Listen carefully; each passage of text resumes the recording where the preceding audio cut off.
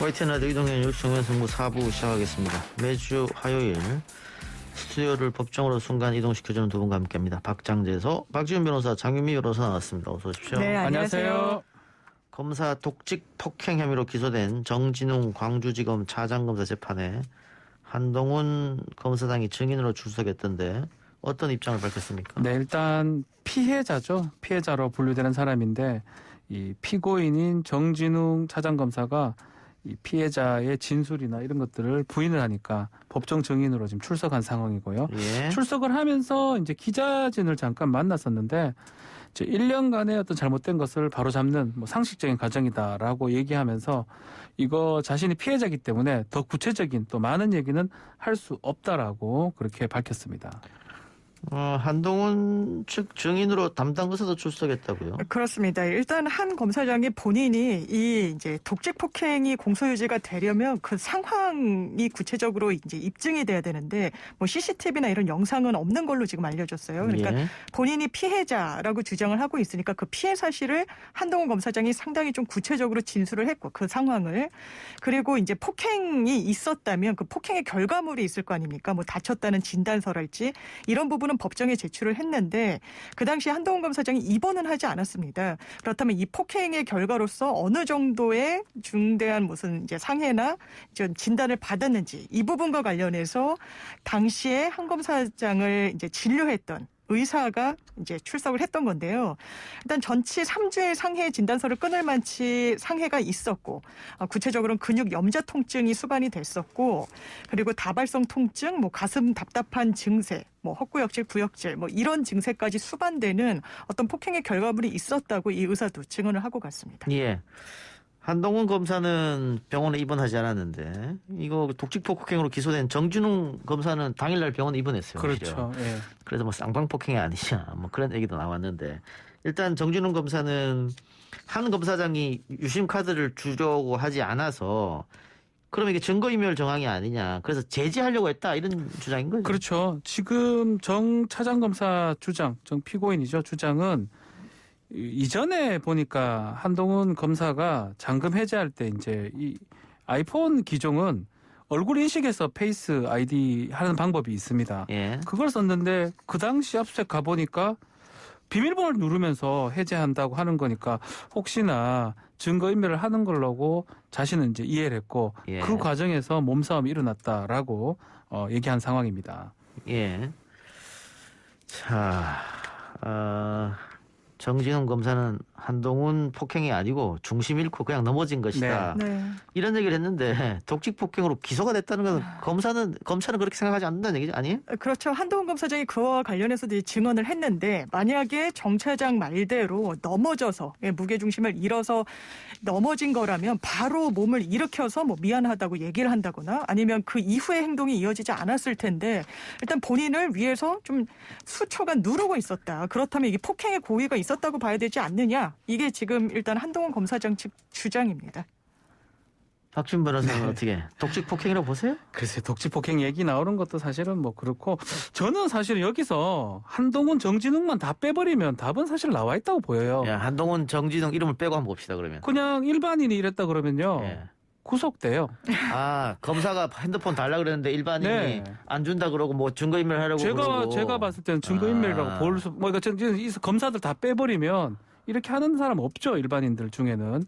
없을 뿐더러 결과론적으로는 이 휴대전화 아직까지 비밀번호 열리지 않고 있잖아요. 한동훈 검사가 비밀번호 이야기를 안 하고 있으니까. 네, 결과론적으로는 뭐 증거인멸이 돼버렸죠. 결과론적으로는. 그런 상황으로 봤을 때는 뭐 하여튼 뭐 모든 기소권 이런 것들을 검찰이 갖고 있기 때문에 또 그 일이 일어난 곳이 검찰 수사관들이 모여있는 곳에서 압수수색하면서 일어난 거기 때문에 정진웅 피고인한테, 정진웅 차장검사한테는 좀 불리한 상황이 되지 않았을까. 저는 개인적으로 그렇게 생각이 좀 듭니다. 저는 뭐 다 떠나서 네. 양쪽 다 뭐 병원에 입원하고 뭐 진단서 끊고 했으니까 네. 같은 검사들 아닙니까? 그렇죠.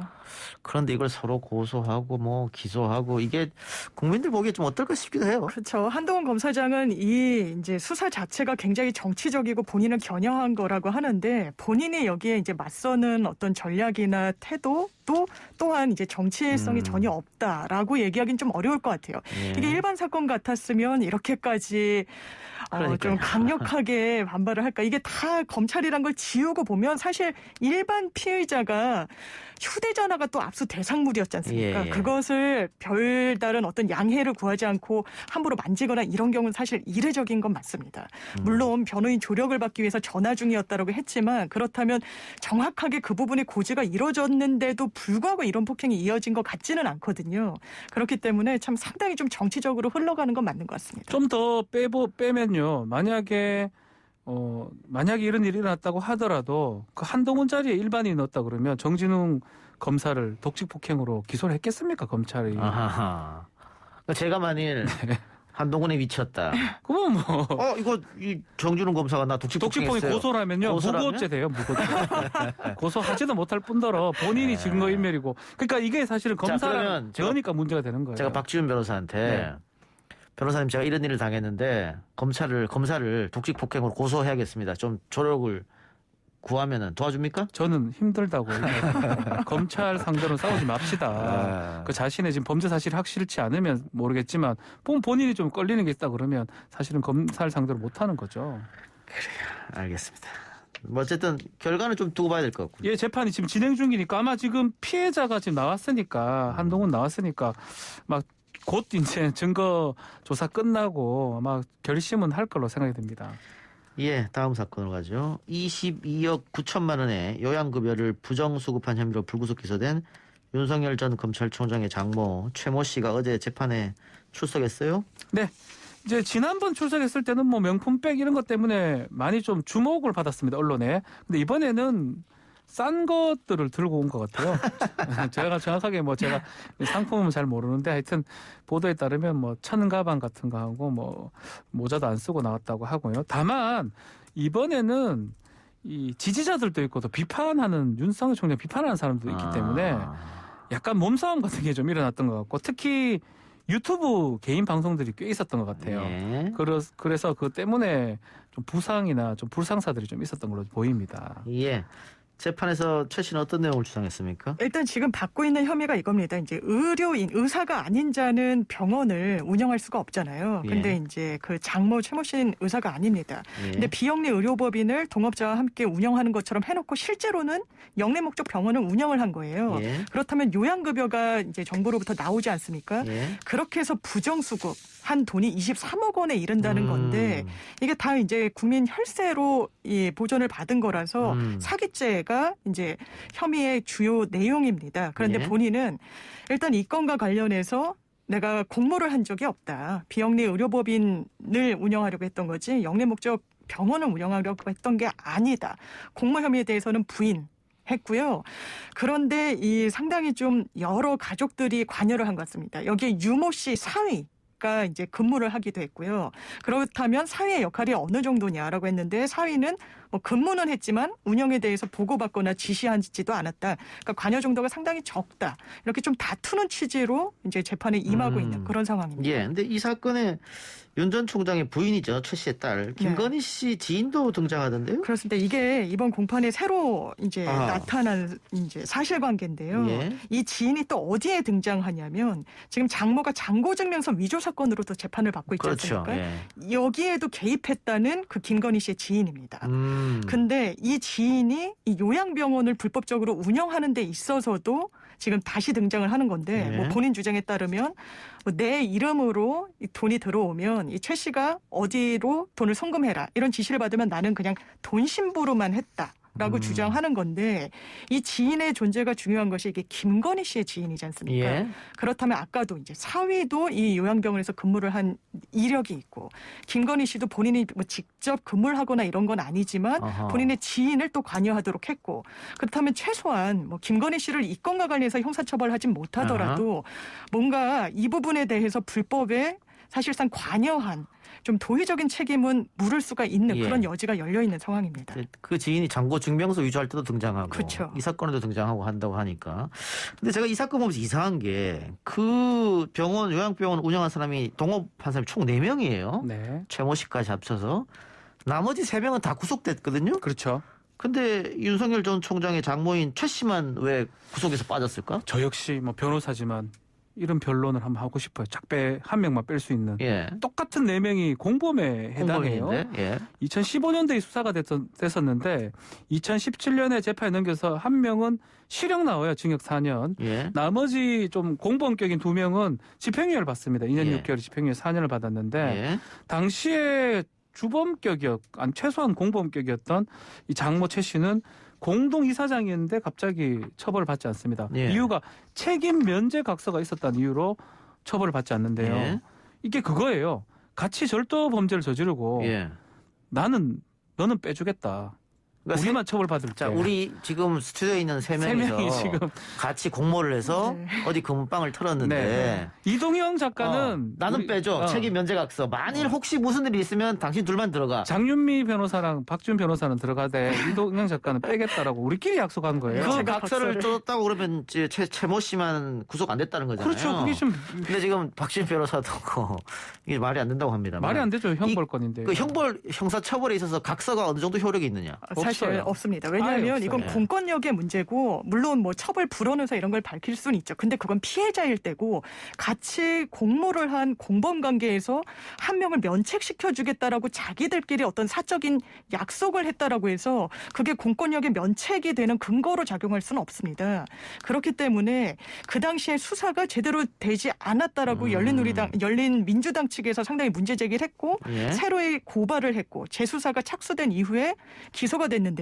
검찰도 이 건에 대해서는 그렇다면 이 장모가 개입을 하지 않았는지 그렇다고 보지 않습니다. 객관적인 물증이 그런 건데 사실 이 병원을 설립하는데 한 17억이라는 거액을 본인이 대출을 받습니다. 그리고 그 돈을 넣었고 그렇다면 이게 과연 관여 정도가 없다라고 할 것인지 단순히 책임면제 각서가 작성됐다라고 해서 이런 요양 수급을 부정으로 수령한 게 아니라고 판단할 것인지 이 부분은 좀 아닌 것 같습니다. 상당히 이해할 수 없는 상황이죠. 이게 지난해 4월 달에 열린민주당 측에서 고소 고발을 새롭게 했었고 재수사가 시작된 후에 이제 다시 기소가 된 상황인데 뭐 법리나 이런 거 따질 것도 없이 사실은 이 책임 명제 각서를 어떤 이유로 불기소를 했으며 조사는 어떻게 진행됐으며 어떤 개입이 있었는지 이런 부분은 이 상당히 요 사건 말고도 좀 들여다봐야 될 부분인데 이 사건 자체가 별로 거론이 안 되고 있어요. 예. 언론에. 그러다 보니까 이 주목은 못 받는 이성윤 지검장 이거보다는 훨씬 주목 못 받는 이런 사건으로 좀 분류가 되는 것 같습니다. 예. 그러면 이게 아예 재판도 안 가는 겁니까? 최 씨는? 예전에는 재판 내도 안 됐던 불기소 거죠. 됐습니다. 불기소가 혼자 됐으니까, 빠졌어요. 면제부를 기소 받았습니다. 그럼 검찰 단계에서 기소를 안 했다 이 말이죠. 그렇죠. 검찰이 이제 할 수 있는 게 기소 독점, 기소 편입니다. 자주 예. 말씀드렸지만 기소 편의는 뭐냐면 기소해도 되고 안 해도 됩니다. 예. 그래서 항상 이런 말이 많이 하죠. 검찰이 가지고 있는 권한 중에 기소 독점권보다 더 중요한 게 기소를 하는 게 아니고 기소를 안 해주는 권한. 불기소하는 권한 그게 가장 강력하다라는 얘기가 시중에 많이 있었는데 뭐 이런 것도 그런 측면에서 한번 좀 들여다봐야 될 부분이 아닌가 생각이 그런데 듭니다. 이 건은 아예 보도를 보면 입건조차 되지 않았다라고 하는 걸 보면 경찰 단계에서도 수사는 제대로 아예 개시조차 제대로 안 됐던 측면이 좀 있었던 것 같긴 합니다. 예. 알겠습니다. 자, 이것도 재판 결과가 어떻게 나올지 좀 지켜봐야 할 것 같고요. 정경심 교수의 항소심 공판도 어디 있었니? 그렇습니다. 이 건에 대해서 이제 강백신 부장검사가 공소유지를 위해서 이제 출석을 한 가운데 굉장히 좀 강도 높게 이제 비판을 했습니다. 이제 예? 권력형 비위라는 점을 좀 강조를 하면서 LH 사태를 언급을 했거든요. 지금 이제 정 교수의 사모펀드 범행은 LH 사태에 빗댈 수가 있다라는 건데 이게 LH 사태는 본인이 이제 공직에 있으면서 취득하는 정보를 사적 이익을 위해 활용했다는 점에서 비난을 받는 거잖아요. 이게 사모펀드도 마찬가지다라는 논리를 편 겁니다.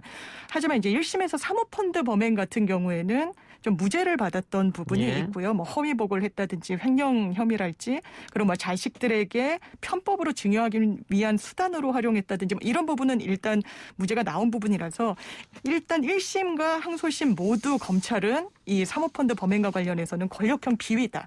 이 시선을 거두지 않고 있는 것 같습니다. 예, 말씀하셨듯이 1심에서 권력형 비리에서 무죄가 나왔고 이 쌍둥이 재판이라고는 조범동 씨 재판에서도 1, 2심 다 거기는 네. 권력형 비리가 아니라고 했는데 일단 그렇죠. 검찰은 우리가 봤을 땐 권력형 비리 맞다 이렇게 그렇죠. 주장하는 거잖아요. 네.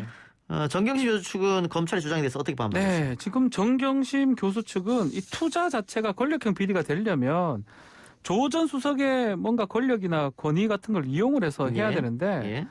교수 때부터 한참 공직에 나가기 전부터 이 투자를 해왔었고 그 투자가 이 배우자 공직하고는 연관성이 없다라고 주장을 하면서 검찰이 최초에 검찰이 이거 입건할 때부터 사모펀드로 시작을 했었는데 이거를 지금 조 전 수석을 엮기 위해서 하는 것이라고 항변한 상황입니다. 예.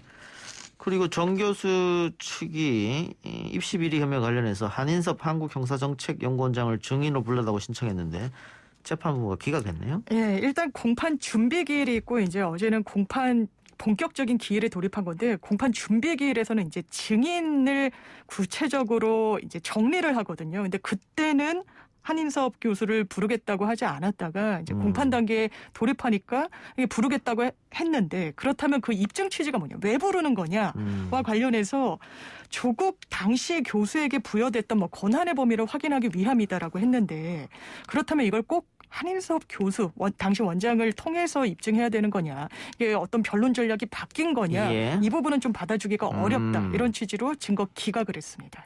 예, 알겠습니다. 하나만 더 보고 마칠까요? 어제 전두환 씨의 항소심 재판이 있었는데 미뤄졌습니다. 미뤄진 이유가 근데 법원의 실수라면서요? 그렇죠. 이 불출석했다라고 또 이제 언론에서 얘기가 되는데 사실 불출석을 하려면 그 전제 조건이 출석 요구서를 이 피고인한테 송달이 돼야 되거든요. 근데 이 소환장을 제대로 전두환한테 보내질 않았던 걸로 지금 보입니다. 그래서 사실은 불출석이라 보기엔 좀 어려울 것 같고요. 재판이 안 열렸다라고 보는 게 맞는 것 같아요.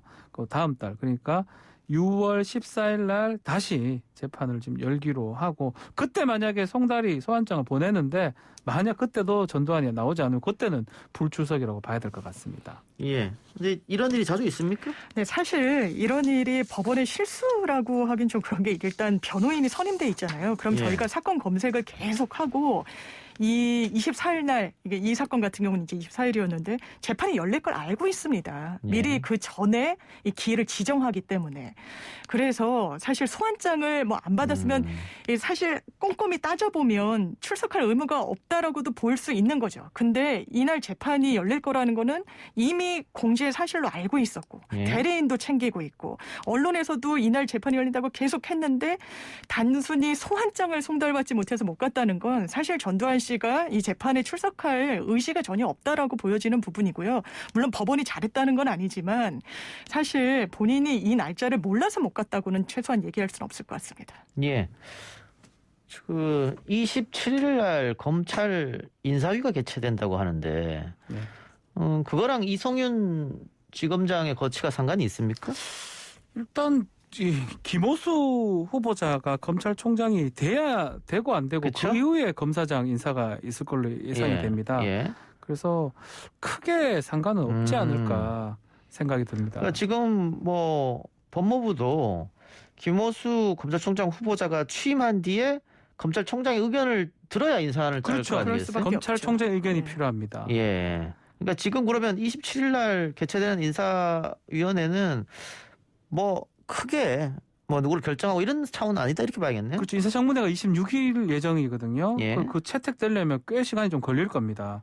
그럼 6월 달 정도 초가 넘어가야지 김호수 후보자가 뭐 임명이 되거나 할 것 같고 그 이전에 인사를 한다라는 거는 지금 혹시나 뭐 문제가 되고 있는 여러 뭐 일정 부분을 수정하는 의미의 인사위원회가 예. 열린다고 봐야 되지 전면적으로 검찰총장의 권한을 할 수 있는 뭐 이해할 수 있는 검사장급 인사 같은 이상은 열리지 않을 걸로 봅니다. 예.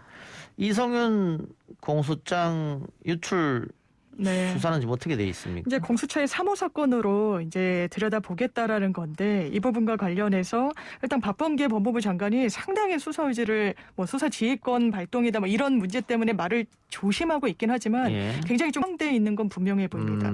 검찰이 의도적으로 이 공소장을 특정 언론사에 주지 않았다면 이 사건이 그렇게 상세하게 어느 한 언론사에 보도되긴 좀 어려웠을 거기 때문에 그 부분과 관련해서는 형사처벌 의지를 좀 드러내고 있고요.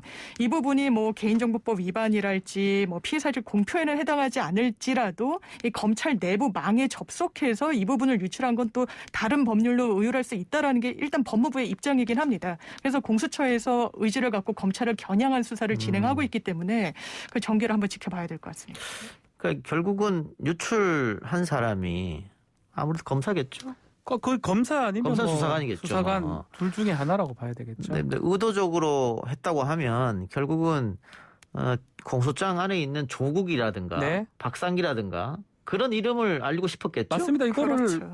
공짜 그대로 유출된 것도 아니고 실수라고 보기 어려운 게 본인이 또 정리를 해요. 예. 깔끔하게 정리를 해가지고 그러니까 소위 말하는 요약본 만드는 거죠. 예. 요약본을 만든 정도면 뭐 검사일 가능성이 높지 않나 생각이 듭니다. 그 요약본을 만들어서 평상시 나랑 친하게 지내던 기자한테 네. 탁 넘기고 넘겨주고 본인의 네. 어떤 정치적 목적, 이 정치적 목적은 딱 보이죠. 박상기, 조국 이런 사람 등장하니까 이 정권하고 관계가 있다라고 지금 얘기를 하려고 이걸 밖으로 유출한 걸로 좀 생각이 듭니다. 근데 박범계 장관이 그 감찰부에다가 진상조사를 지시했잖아요. 네. 그렇죠. 근데 공수처에서 수사한다. 그럼 이거 어떻게 되는 거예요?